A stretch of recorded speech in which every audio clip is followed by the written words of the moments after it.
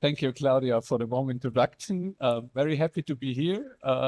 Arrived yesterday and standing here on stage, doing parallel to the speeches, to the other speeches, some podcast episodes for my podcast. Yeah, I don't want to tell a lot about me. Just one thing, you can listen to the English podcast, Testing Unleashed. It's a free community podcast if you want to get some insights, some inspiration for your work. And yeah, just listening to it, it could be a good value for your work too. So now let's start. I'm doing 25 years now of software testing. And when I started in the banking area, testing was a little bit different. We smoked a lot. That's nothing we can understand today, but we had a test lab without windows, a lot of overheated computers in there and a full ashtray, and tested the software there.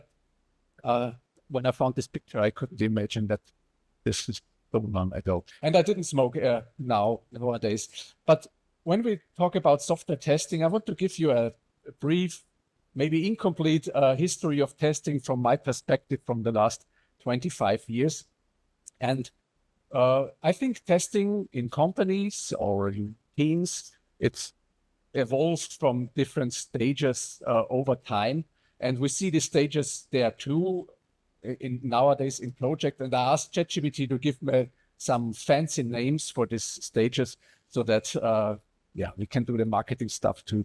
But let's go into it. The first one is, I call them, or ChatGPT called them, the random result rookies. It's when we start a new software project, just beginning with an MVP programming, and there often quality just happens, or it happens not. Nobody takes care about the quality. We have no focus, we have no measurability, no metrics at all, and a lot of debugging stuff. So hopefully these times are already gone, and we get into the next stage of where we begin to do more quality stuff. And someone in the team says, I want to test. I want to test our product. Or he is forced to, or she is forced to test. Sometimes this happens too. Maybe the developer with the poorest outcome gets the tester in the next iteration. And there, on this level, testing is very unstructured. It's about finding bugs. Some companies call it exploratory testing, but it's not really true because there's exploratory testing and a lot more structure in it. But it's mainly about finding errors, about finding bugs, and we have so the first proof of quality there. But then, and I think this was in our industry about 20 years ago, when all this ISTQB stuff get in place, standardization get in place, certification, where we began to test with structure, where we think about our test levels, about our test types, using test techniques to create our test cases. And in this time, testing becomes measurable. We had our metrics, we can do our test reporting, we can say what we do there the whole day. But the focus was mainly on test cases on higher test levels. So this is what I often see also at big companies nowadays. They are doing a lot of Excel spreadsheets with test cases, 2,000 test cases manually testing around there, not taking care of what the developer are doing in their unit testing or something like that, just focus on the business tests. And then I think we had one big issue as a tester, and that was the beginning of agile, where we have our 2,000 test cases, and now we are forced to do it in every iteration, regression testing. We cannot get all the work done in this iteration in our sprints. And this was the rise of the automation tools about 15 years ago, where big companies get into the market and the vendors develop more tools to make better automation, mainly UI automation, and bring us more efficiency in our tests because we don't have to do all the stuff manually again. But still at this time, testing and test automation, especially test automation, was just testers' work. So a lot of companies, I come from Germany, I come from Austria, but I live in Germany. I have to say that. There are big companies, and they already and nowadays split their silos between there are the testing people and the development people. And yeah, the automation stuff that gives us more efficiency in our testing sphere with our test cases, but it's not enough. And as we see the last years that new profession is on the horizon and gets into the teams. It's all about the quality engineering, test engineering stuff, where quality becomes really an attitude for the whole team. And one of the agile principles, you maybe know it, is that everybody in the team is responsible for quality. And you also know when everybody is responsible for something, no one cares. So, but the tester in the team, they developed this attitude. They sit down with the developers and say, okay, how can we deal with our unit tests to make that better? How can we make better integration tests? How we get static analysis into the team so that the whole team begins to think about quality more.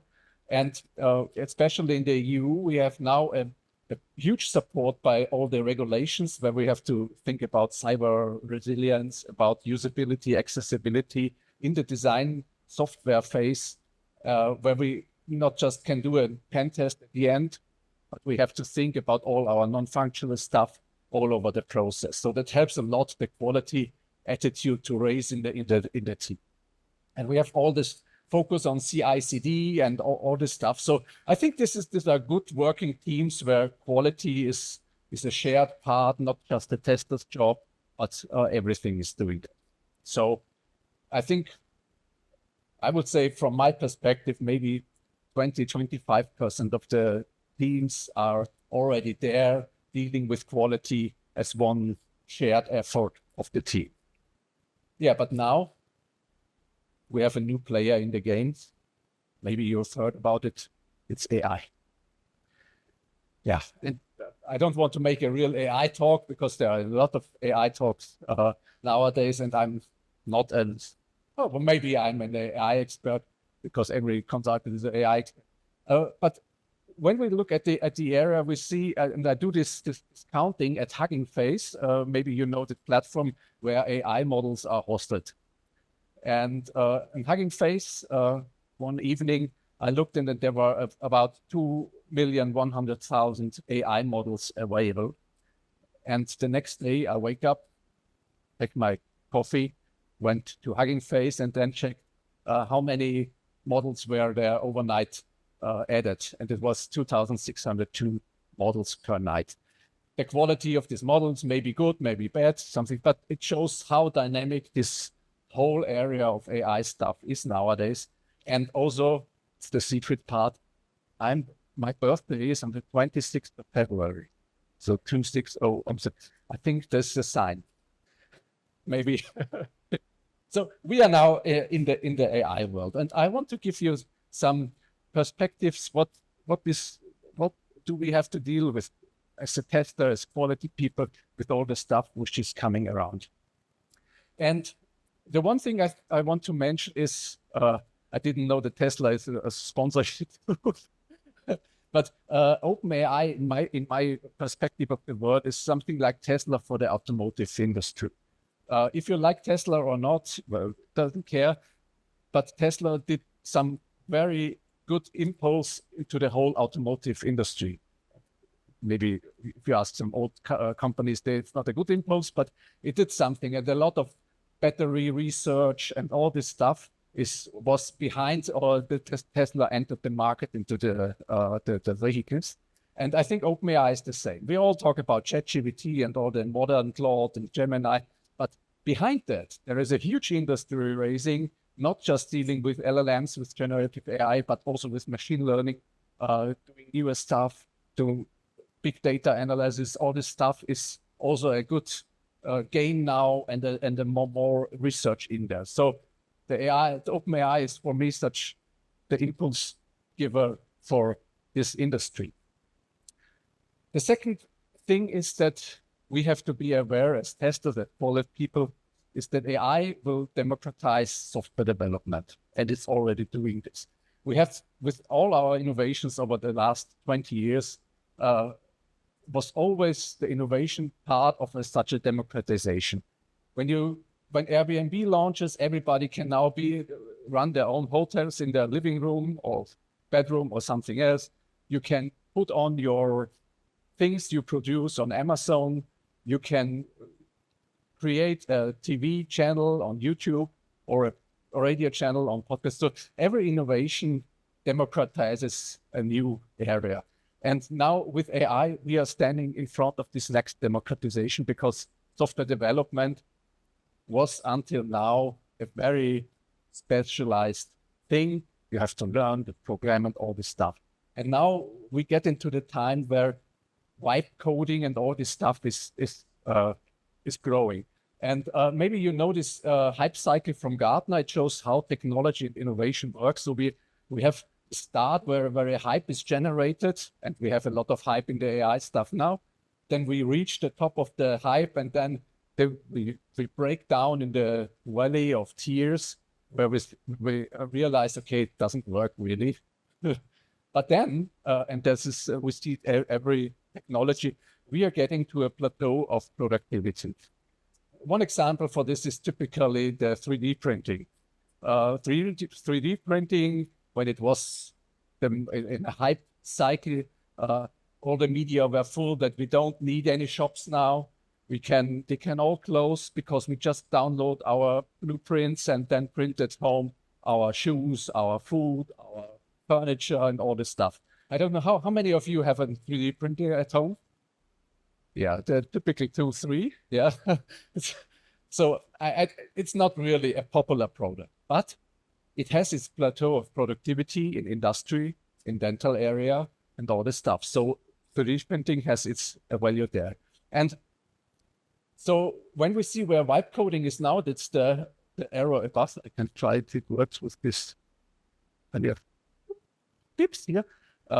There's vibe coding now on the rising part to get a hype. And we know there will be a valley of tears where we say, okay, all this vibe coding stuff will not work.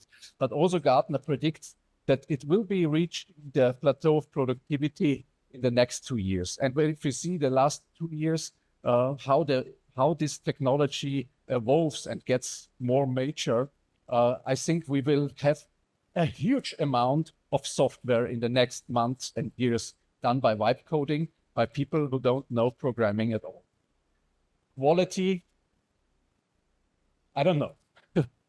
We don't know. So, but there is a lot to test for us in the quality area. And even if you like vibe coding or not, there will be a lot of apps, websites, blah, blah, blah. We have to deal with it in our test processes too. The next part is that we see now the rise of the AI agents, another bullshit bingo word from all the marketing AI parts, where agents get their specialized places into our product life cycles in our software development. And now companies begin to use AI agents in different steps in their design process, maybe for requirements analysis, for defect analysis, for creating some structure for test case or something like that, if we do that or not. But we are now seeing that AI agents on the top of the hype, and everybody is telling us now on LinkedIn that's the next big thing for businesses. But we see when we look at the hype cycle, we are near from the valley of tears. So we will see that these AI agents, they will find their place in our software development life cycle, and we have to deal with them as a tester too, and we have to use them too. But it's maybe not that fancy glory technology as it is promised today. And one fourth part I want to mention, especially when it goes to testing, is when we use all this AI stuff, we only focus on the outcome. And I think that's a bad situation for us at testing, because when you deal with all your requirements, user stories, creating test ideas, using test methods, running around the whole company, you get your information from ops, from business, from development, just to write your test cases. you learn a lot about the software, about the people, you create your informal networks, you communicate with people. And it's often when I see testers who are in a company for years, they are such a single source of knowledge where everybody comes to them and asks, how do we do that in the software? How? Because they know everything, because they have to create their test kit. If you use AI to create our test cases, write me some test cases for my requirements here, and we have an output. The whole learning process is different. So I think we have to be aware of that, because a lot of quality we create in our software is more about talking to the other people, is more to reflecting what's written in the user story and not just create a test case. So what do we need for software testing in the future to deal with all this stuff?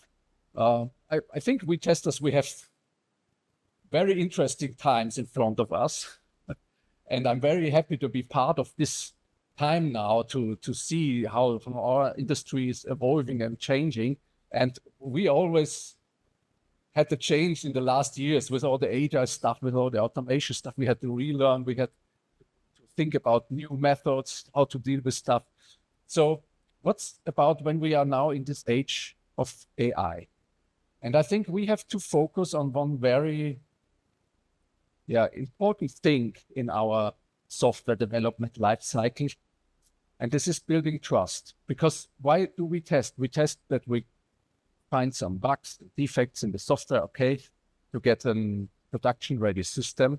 But it's also to gain trust for the stakeholders, that they can trust the software. And if we get a lot of software there, which is byte-coded, which is generated by AI or refactored by AI or what else, there's even more important to have more trust in the software. And I think if we say testers would get replaced by AI, I don't think that a real manager or CEO nowadays will sign AI tested software to put it into production. I think they don't take the risk nowadays. Maybe we get there, and but I don't think it's today's part. So building trust is a very essential part. And if we think of trust is a people business. So it's not a technical task we are doing as in testing.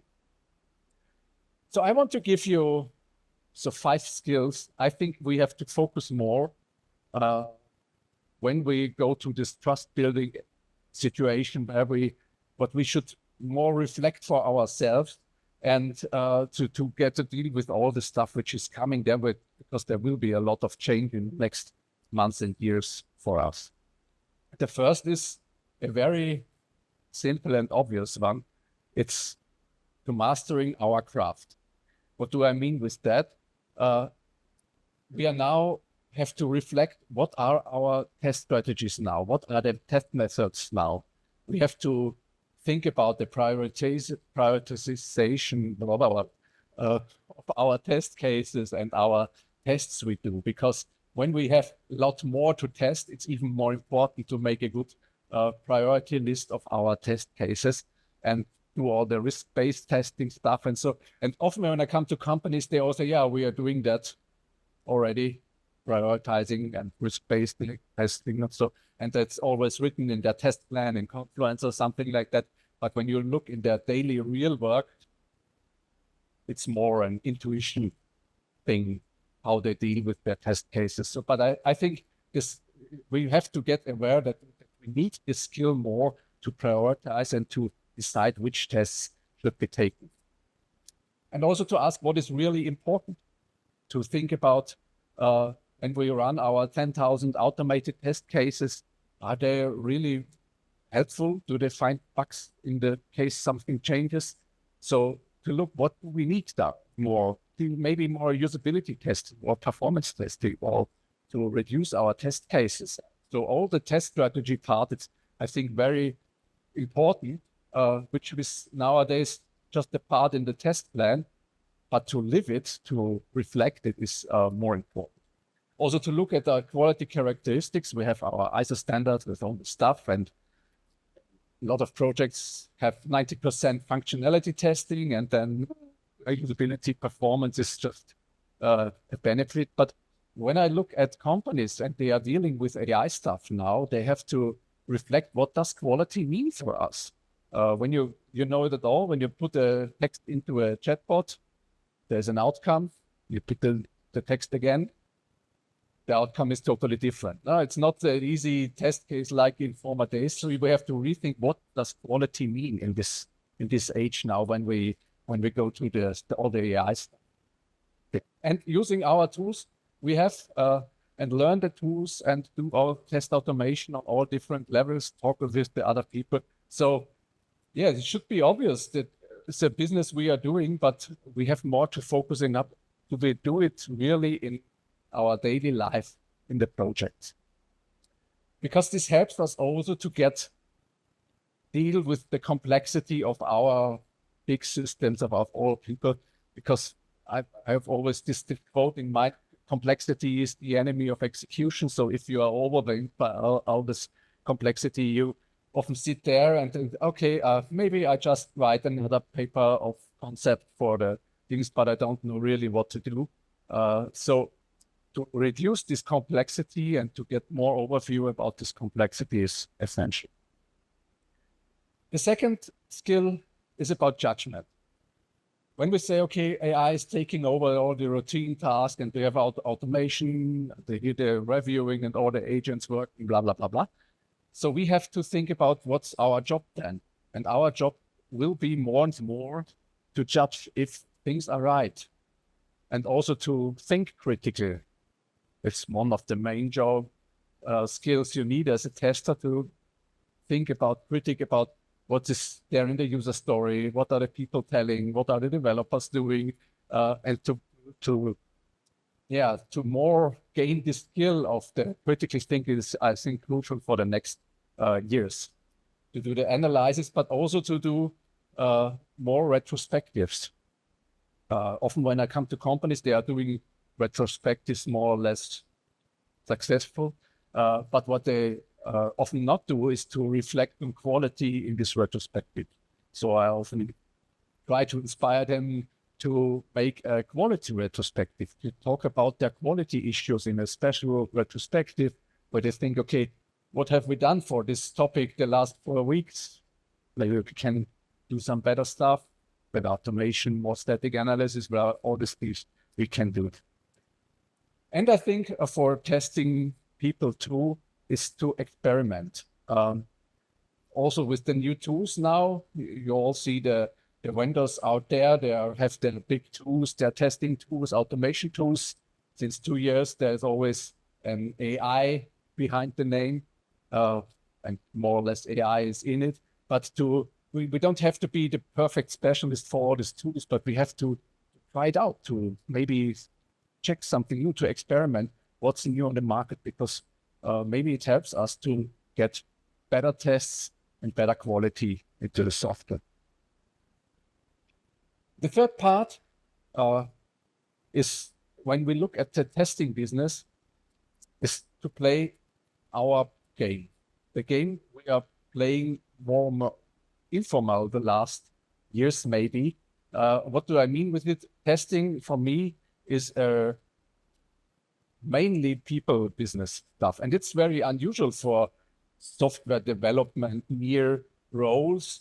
But testing always has to do with talking to people, with asking questions, nerve people in the meetings, all this stuff, to get our answers that we can write test cases. And as I said, a lot of testers have very good informal networks in the companies, because they know, okay, when I have a problem with my database, I go to Frank and he helps me from the ops team with my database issues. And they are all good connectors, mainly the test.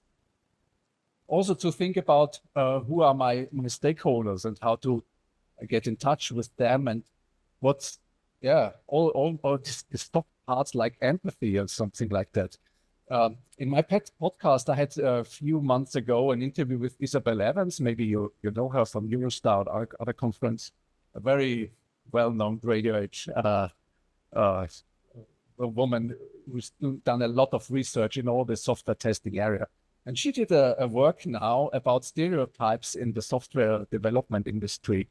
And she did some heuristics and checked, yeah, how are the people? We are always, when we do recruiting, we have so stereotypes of the software development people are just the nerdy, introvert, social, awkward people in the dark room or something like that. But that's not true. But it's more not true for testers. When you look at the background of testers, they have often very different hobbies, from arts, urban gardening, hiking, sports, all the stuff. So we bring it a very diverse perspective into the whole software development part. And I think this is very, very essential, especially for the future. And yeah, one point I have to mention there too is some testers, what I see in companies when they're a lot of time there, they become silent. They don't raise their hand in a meeting, speak out what they really think. And I think there's some influences now that it's not very well seen that if you bring your opinion, if it's against the mainstream, it's not so easy nowadays. But I think as a tester, we should stand up and speak if we have a different opinion where the project is going on, how the quality is. So be critical there and talk to your project manager, even if you are not on his opinion. The fourth skill, and it's not really just for us testers and quality people, but I think because we are more struggling maybe with the future, therefore really important is how to deal with our personal life, with our self-care. We see now when we look at software testing conferences the last months, that these topics get even more awareness. What about your self-doubt, about resilience, about the imposter syndrome, about how do you deal with people, how are your communication skills? So these topics are getting more aware in the software testing area, and I think we have to deal with them. So that's not a technical part. That's about self-care for your personal life. What are your beliefs? What are your values? Maybe to share it with your colleagues and so on, and get out of this nowadays very popular victim behavior, just complaining at the coffee machine about everything, to get more into a solution-focused perspective. It's not easy these days, I know that, but I think it's very important for us for the future. And I think we, as a tester, can also go into more a part where we are a mentor or a coach for some people. We use that maybe in agile teams where we talk to the developers, please do your unit tests right. I can explain you how to write a good unit test and so on. But more in a coaching style and mentoring style, I think the whole team can benefit in the next years from that. Yeah, and the fifth skill, I think it's the most important. And it's one thing I like here at the conference so much when I arrived yesterday.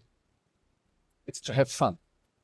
The tester community is a crazy community. We have so many events, we have so many meetups, conferences, we have fun in our project, and we can celebrate our job. And I think this is one thing where conferences like this can help us to connect with each other and just not just focus on all the bad things in our project, but also how fun is our job. Because we have the coolest job. We are always in a dance between the end of the world and the release party, between chaos and confetti. Thank you very much.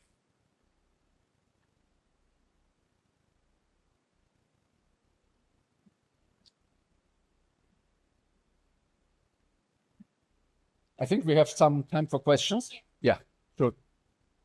If there are any. Really? Don't be shy. You behind. Wait. Hi, thank you for your presentation. At one point you mentioned about the testers not speaking up during the meetings. Do you think they should start speaking up, or is that the moment that they should find another place where they can speak up? I think they need a strategy for doing that. I think agile helped us to get more on an eye level with the developer, which it should be there. But often and nowadays even more, it's getting down a little bit. So developer, they are doing the cool stuff, and the tester are all with their critical thinking and test cases and gaining effort and so stuff. But it's so useful what we have to say, and we have to find our places. Maybe in the sneak in a planning meeting and speak up there, or in a refinement, or maybe in a steering committee. But you don't have to overcome everything. So you have to find your strategy, and maybe it's often also the informal thing at the coffee machine, talking to other people and influence developers to think more quality. Yeah.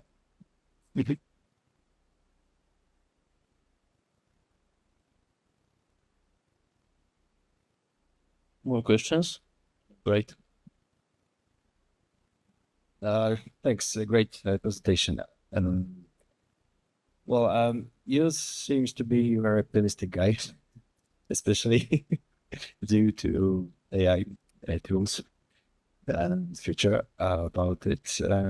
What do you think about a need for people like we in the future, like us in the future, as there will be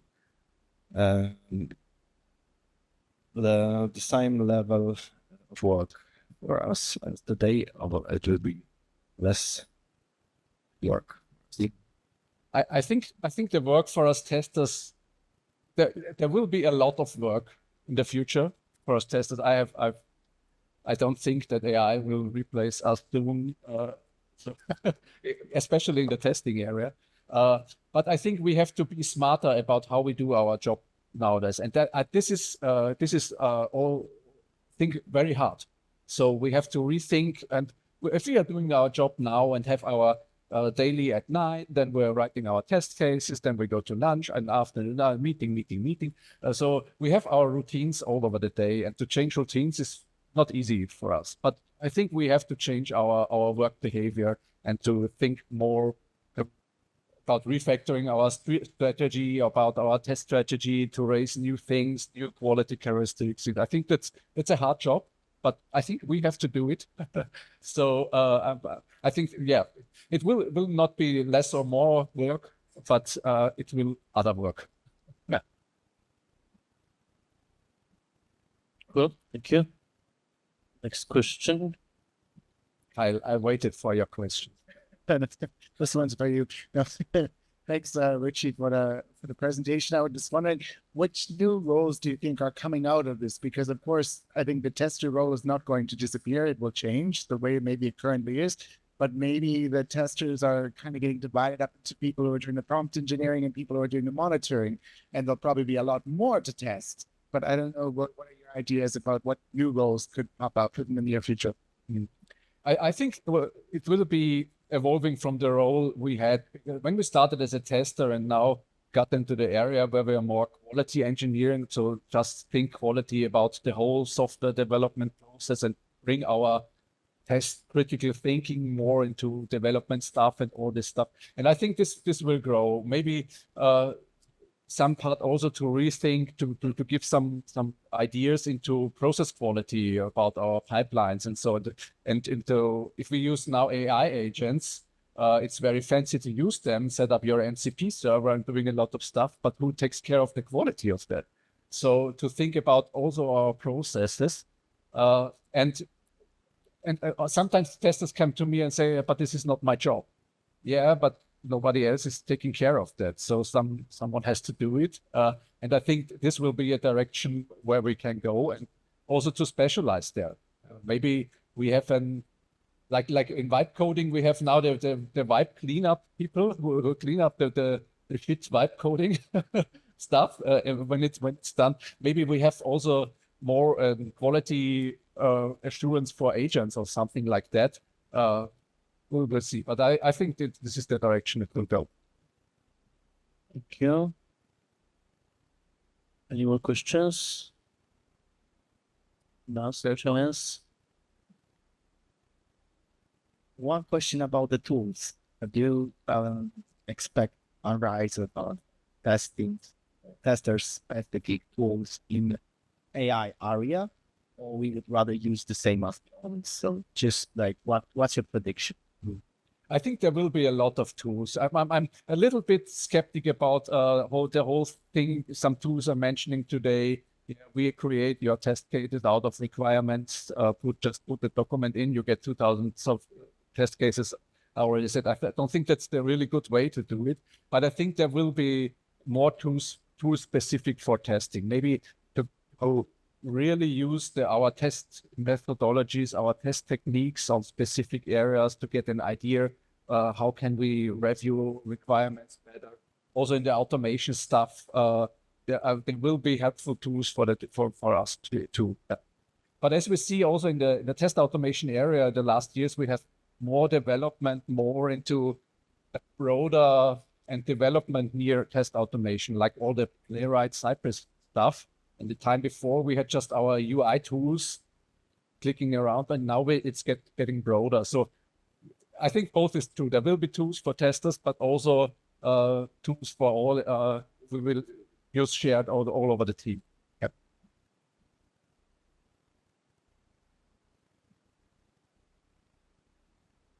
Okay, thank you. I have a question not directly about testing, but software development. What do you think will be the future of Scrum methodology? Will it be more popular or less popular? Scrum? Scrum, yeah. yes. For me, I think we now learn, and you see sometimes these comments on LinkedIn, agile is dead, Scrum is dead, and all this stuff. I don't think this is true, because what we now realize is that agile is not Scrum, and I think Scrum is a good framework with best practices, which worked in projects in good times, and you can put out things you want to use in your project. But the real agile thing for me is to reflect on what are you doing there and try to make some things better. Use it daily or not, use this tool or not, get the whole team involved and stand up or plank daily, whatever you want to do. So I think Scrum will be there and the people will get inspired by them. But when I look at my companies where I work, nobody is really doing Scrum in the clean form like it's described in the Scrum guide. But I think it has its value and people can take out of it what it should be. And I think that will not change, but I think we will have more individual software process lifecycle instances in our companies. Yeah.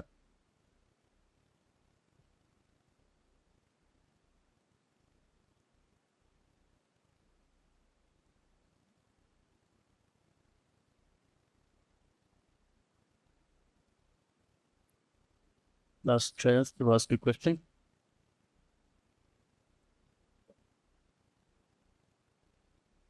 I'm here today and tomorrow, so you can ask me privately too. And if you have any idea for a podcast or a podcast guest or a topic you want to hear, or you want to join the podcast, just come over to me and we talk about this. Okay. And you want?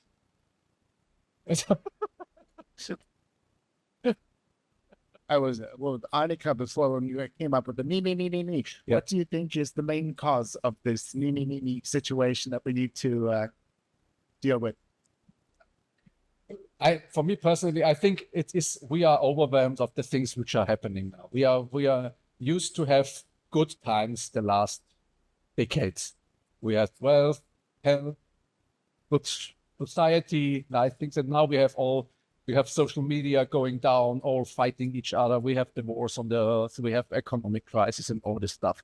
And we have not really learned to deal with that because we have all not really seen a war in the last decades. And now we are forced to deal with that. And I think there we need the strategies and all the stuff I mentioned in personal development. We have to build our resilience and to deal with this stuff.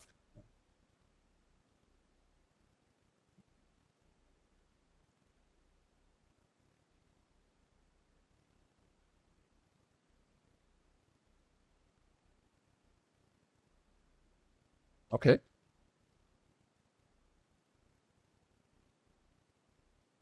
Okay, last chance. No more questions? He's getting out the last questions of you.